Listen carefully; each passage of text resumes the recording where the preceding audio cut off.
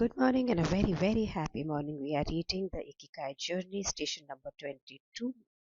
और यहाँ पे पावर ऑफ राइटिंग यानी हर अपने सोच को पेन से पेपर पे लिखने की पावर को एक्सप्लेन करते हुए राइटर कहता है कि शोमा मोरिता जो कि एक साइकोथेरेपिस्ट थे 1874 से लेकर 1938 तक, उन्होंने जिनके ऊपर ये चैप्टर पूरा डिवोटेड है जो उन्होंने लिखा है, उन्होंने हमेशा इस चीज़ की इम्पोर्टेंस को बताया और अपने पेशेंट्स को ट्रीट किया। वो अपने सारे इमोशंस को हर रोज पेपर के ऊपर लिखते थे। जब हम ऐसा करते हैं तो क्या होता है, जितनी भी आपके अंदर की सोच है, भावनाएं हैं, फीलिंग्स हैं, इमोशंस हैं, ये सारी निकल के पेपर के ऊपर आ गई। तो आप अपनी सोच को और अपने इमोशन से अपने सबकॉन्शियस माइंड को क्लीन करते हैं। उसके ऊपर जितना बोझ है वो कम होता है और ताकि लाइफ जो है वो राइट डायरेक्शन के अंदर मूव करती है। तो राइटिंग के मेडिकल बेनिफिट्स क्या हैं, पेज नंबर 152 पे। सो डॉक्टर मैथ्यू ने एक ब्रेन का ना स्कैन एक या फंक्शंस देखने के लिए उसको एक्सपेरिमेंट जो किया, उन्होंने दो तरह के ग्रुप बनाए। एक जो अपनी सारी इमोशंस को रोज पेपर पे लिखता था और एक सिर्फ जो रोज के ऑफिस के काम होते थे, रिपोर्ट वगैरह बनानी, उसको लिखता था। कुछ दिन के बाद में जब दोबारा से ब्रेन का स्कैन किया गया तो जो लोग इमोशंस को पेपर पे रखते थे, लिखते थे, उनका जो एमिगडाला ब्रेन, एक रेप्टाइल ब्रेन होता है जो रिएक्ट करता है, उसमें एक्टिविटी कम हो गई थी, हेल्थ बेटर हो गई थी, मतलब स्ट्रेस भी कम हो गया था। तो इस स्टडी ने कंक्लूड किया कि अगर आप अपनी ज़िंदगी के बारे में, अपने इमोशंस के बारे के अंदर लिखते हैं पेपर में ना, तो आप अपनी ये जो रेप्टाइल ब्रेन, एमिगडाला ब्रेन, इसकी एक्टिविटी को रेगुलेट करते हैं और आपकी इंटेंसिटी जो है ना इमोशंस की, वो कम हो जाती है।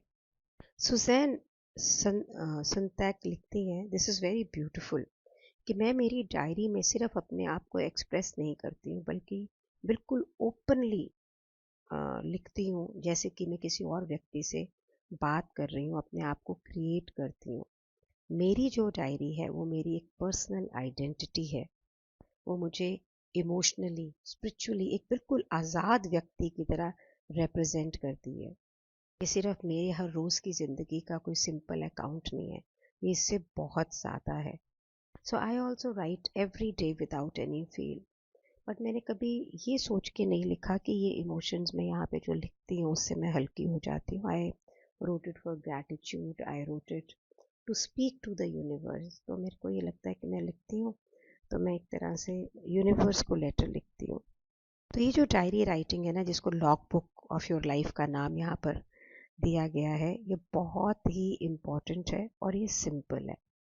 आप इसमें रोज लिखें, कोई ज़रूरी नहीं है कि बहुत सोफिस्टिकेटेड चीज़ें आपने करनी। आराम से बैठे दिन के अंत के अंदर और जो भी पहली चीज़ आपके दिमाग में आए उसको लिख दें।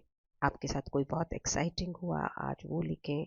कोई आप फ्यूचर का प्लान बना रहे हैं जो आपके दिमाग में शेप ले रहा है, उसको लिखें। कोई पॉजिटिव चीज़ें हैं जो आप कोशिश कर रहे हैं लाइफ में आए, उसके बारे में लिखें।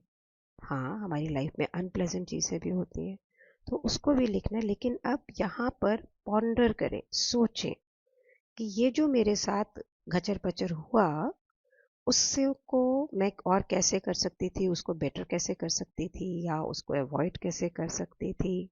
तो फंडामेंटल क्वेश्चन क्या है हर रोज़ जब आप डायरी लिख रहे हैं, it's kind of a review, कि मैंने ये जो आज का बैड एक्सपीरियंस है इससे क्या सीखा, मैं क्या चेंजेस करूं कि ये मेरी ज़िंदगी में दोबारा ना हो और वो हो जो अच्छी चीज़ें हैं जो मैं चाहता हूँ।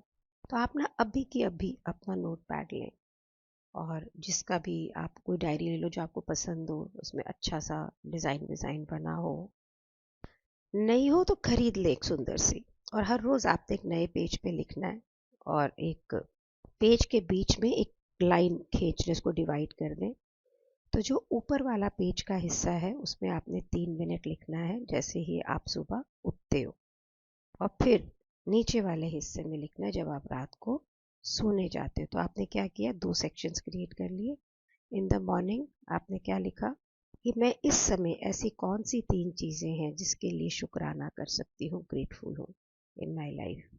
मेरे लिए तो गुड नाइट स्लीप होना, आराम से सोना भी एक बहुत बड़ी शुक्राने की चीज़ है। तो आप लिखें 3 चीज़ें जो आपके आज के दिन को बहुत स्पेशल बना देगी। और फिर today statement, today I am going to, एक ऐसी खास चीज़ जो आप आज करेंगे। ज़्यादा सोचना नहीं है इसके अंदर कि आपने क्या लिखने, जैसे जैसे आपके दिमाग में कुछ आए वैसे वैसे लिखते जाएं। सो ये इट इज़ मोर अबाउट कि जो भी आपके दिमाग में आता है बस उसको सबसे पहले आपने लिख दिया है। रात को आपने जो दो तीन तरीके की चीज़ें बताई उस पर 1-1 मिनट लगाना है। नंबर 1 वो 3 चीज़ें जो आज बहुत अच्छी हुई, और वो उसके बाद में आज के दिन, सेकंड पॉइंट इज कि मैं आज के दिन को और बेटर कैसे बना सकता था। It is like reviewing the day कि आज पूरा दिन मेरा कैसा बीता, मैं उसको क्या कर सकती थी, क्या बेटर।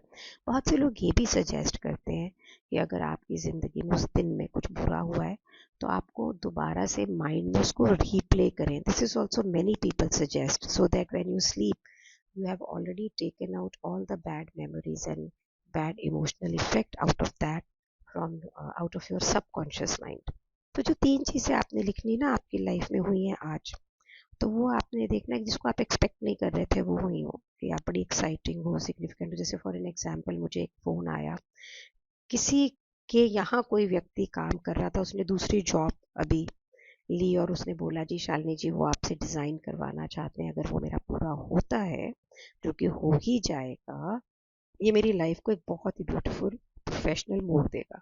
अब ये चीज़ें सिंपल भी हो सकती है, एक बहुत दोस्त जिसने बहुत दिन से आपको मैसेज नहीं किया उसने आपको फ़ोन कर लिया, आप घूमने गए वॉक पे, आपको बहुत ही अच्छा आइडिया आ गया आपके पर्सनल प्रोजेक्ट के लिए।